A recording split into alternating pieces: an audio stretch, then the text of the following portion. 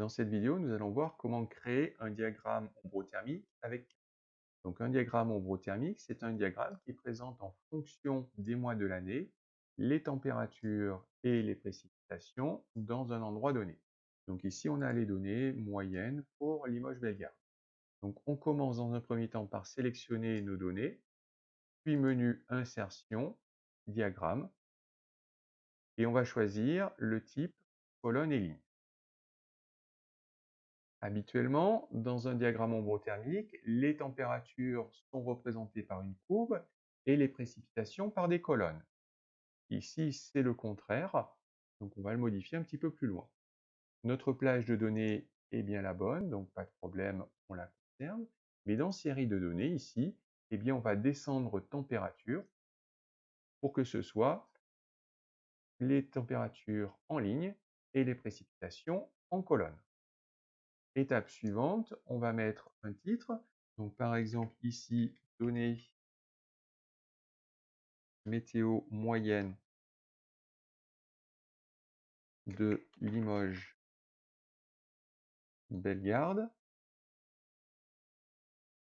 Et notre légende, eh bien on va la mettre en bas. On va terminer.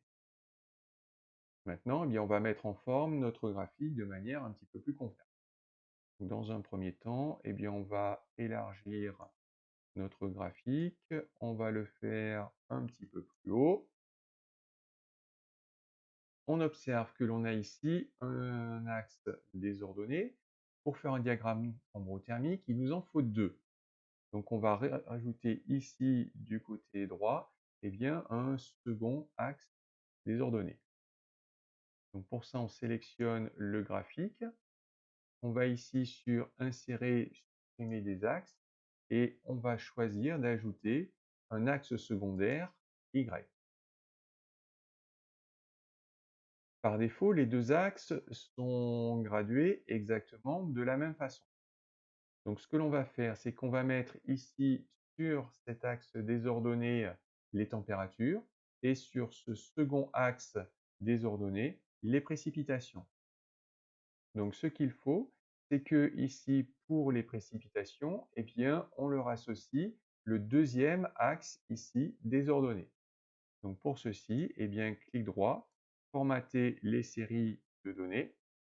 Et donc, on va aligner les séries de données à l'axe Y secondaire. Donc, on voit ici ce premier axe qui correspond aux températures et ce second axe qui correspond aux précipitations. Donc, il va falloir ici, nos axes, eh bien que l'on mette des titres. Donc, l'axe Y, donc, il correspond aux températures. Donc, on va mettre température en degrés Celsius.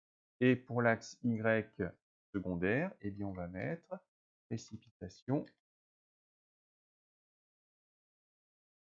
en millimètres.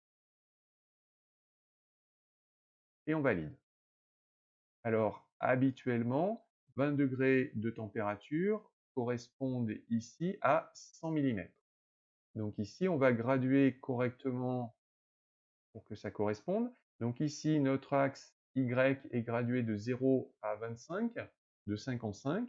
Donc l'axe secondaire, eh bien, on va aussi le graduer. Donc clic droit, formater l'axe. Donc on va le graduer de 0 jusqu'à 125 en faisant des graduations de 25 en 25.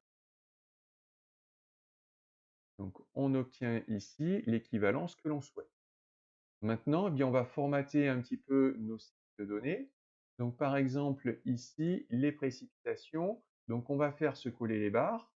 Donc, clic droit sur la série des précipitations, formater les séries de données.